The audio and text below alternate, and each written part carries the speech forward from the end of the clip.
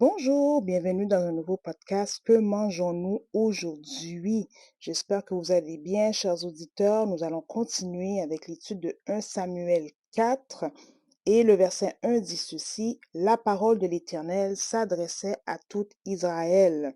On voit ici que Samuel était devenu un grand prophète et s'adressait souvent au peuple de Dieu. Israël sortit à la rencontre des Philistins pour combattre. Ils campèrent près d'Ébenézer, et les Philistins étaient campés à Aphek. Les Philistins se rangèrent en bataille contre Israël et le combat s'engagea. Israël fut battu par les Philistins qui tuèrent sur le champ de bataille environ 4000 hommes. Le peuple rentra au camp et les anciens d'Israël dirent: Pourquoi l'Éternel nous a-t-il laissé battre aujourd'hui par les Philistins? Et ici, j'attire votre attention sur une question vraiment qui arrive souvent dans l'esprit de ceux qui servent Dieu, de ceux qui craignent Dieu ou de ceux qui sont tout simplement même des athées. C'est pourquoi l'Éternel nous a-t-il laissé battre? Pourquoi l'Éternel a permis cela? Pourquoi l'Éternel a permis aux Philistins de battre Israël? Et c'est une question qui revient souvent. Pourquoi Dieu n'a pas fait quelque chose? Pourquoi Dieu n'a pas empêché cela? Pourquoi Dieu n'a rien fait? Et ici, ce qu'il faut comprendre, chers auditeurs, c'est qu'on ne peut pas juger Dieu. On ne peut pas juger de ses actions parce que c'est lui le juste. Dieu est la vérité. Dieu est celui qui connaît toutes choses. Dieu est l'être suprême par-dessus tout ce qui bouge sur cette terre. Donc, nous ne pouvons pas nous permettre de le juger ni de juger ses actions. La parole va dire comme ça que l'Éternel est au ciel et il fait ce qu'il veut. Maintenant, le Seigneur avait déjà parlé à Samuel comme quoi qu'il allait faire quelque chose en Israël et que la maison d'Élie allait subir des conséquences. Ce que j'aimerais rajouter, c'est que dans Ésaïe 55 au verset 9, la Bible va dire: Autant les cieux sont élevés au-dessus de la terre, autant mes voix sont élevées au-dessus de vos voix et mes pensées au-dessus de vos pensées. Alors, à première vue, on pourrait dire, bon, l'Éternel a laissé ceci arriver, l'Éternel n'a rien fait, mais le Seigneur, il dit que ses voix sont au-dessus de nos voix. Donc, on ne peut pas se permettre de juger les actions ou les inactions de Dieu. Donc, il y a des choses qui vont nous arriver en tant qu'enfants de Dieu. Le Seigneur était au courant et on ne peut pas toujours reprocher à Dieu qu'il nous arrive des malheurs parce que la parole n'a jamais promis qu'en étant qu'enfant de Dieu, il nous arriverait rien.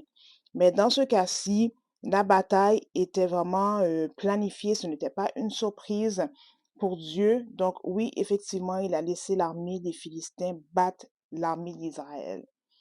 Alors je continue le verset 3. Allons chercher à Silo l'arche de l'alliance de l'Éternel, qu'elle vienne au milieu de nous et qu'elle nous délivre de la main de nos ennemis.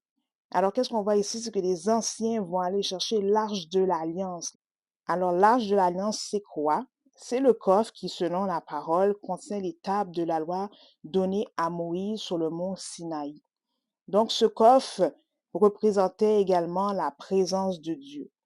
Mais là, on voit ici dans le texte que, oui, effectivement, l'armée d'Israël a été battue et ils vont chercher le coffre de l'Arche de l'Alliance en guise, on pourrait dire ici, que, comme si c'était un talisman gris-gris pour permettre qu'ils puissent vaincre.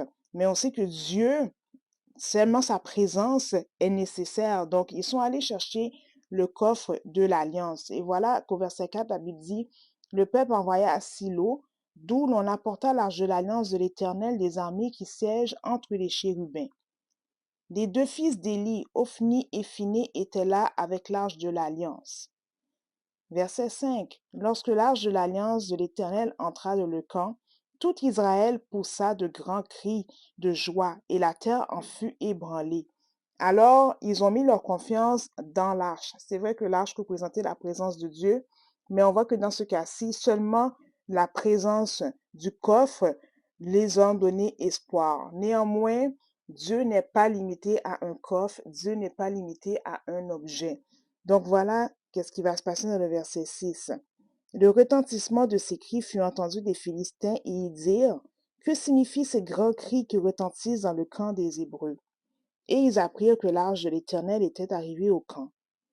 Verset 7. Les Philistins eurent peur parce qu'ils crurent que Dieu était venu dans le camp. Malheur à nous, dirent-ils, car il n'en a pas été ainsi jusqu'à présent. Malheur à nous, qui nous délivrera de la main de ces dieux puissants? Ce sont ces dieux qui ont frappé les Égyptiens de toutes sortes de plaies dans le désert. En fait, on ne parle pas des dieux, mais on parle vraiment de Dieu le Tout-Puissant. Verset 9. Fortifiez-vous et soyez des hommes, Philistins, de peur que vous ne soyez asservis aux Hébreux, comme ils vous ont été asservis. Soyez des hommes et combattez. Verset 10. Les Philistins livrèrent bataille et Israël fut battu. Chacun s'enfuit dans sa tente. La défaite fut très grande et il tomba d'Israël 30 000 hommes de pied. Verset 11. L'arche de Dieu fut prise et les deux fils d'Élie, Ophni et Phiné, moururent. Alors comme Dieu l'avait annoncé plus qu'une fois, la prophétie s'est accomplie, les fils d'Élie sont décédés. Verset 12.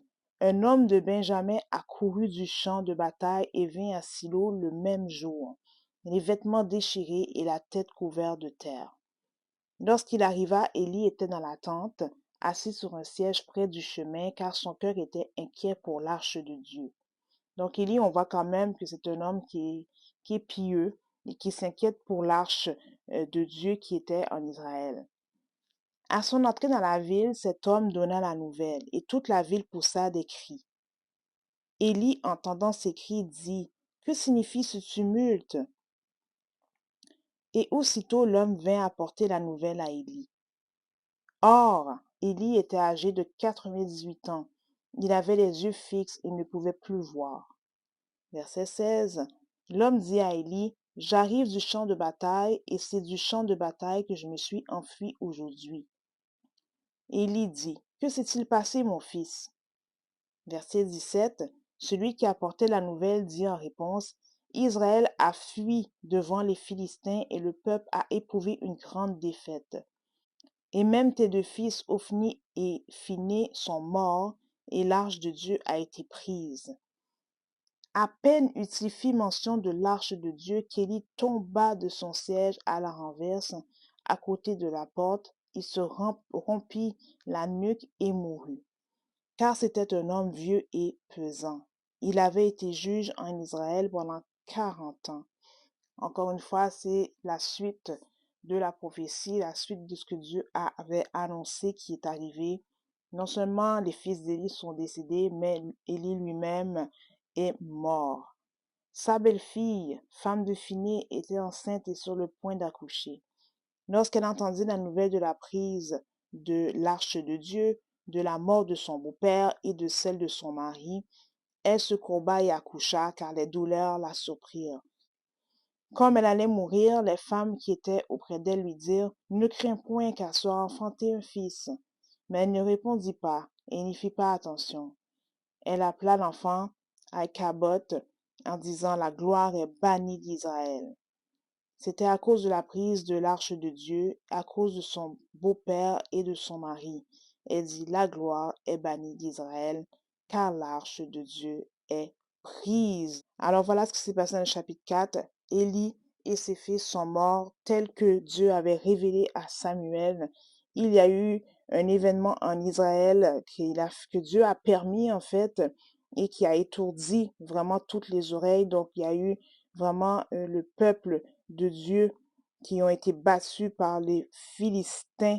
Et voilà, nous allons voir dans le prochain podcast qu'est-il arrivé à l'arche de l'Alliance. Alors sur ce, que Dieu vous bénisse et continuez à lire la parole de Dieu. C'est un trésor et nous allons avoir un prochain repas dans le prochain podcast. Je vous laisse ainsi. Soyez bénis et que Dieu vous garde. Au revoir.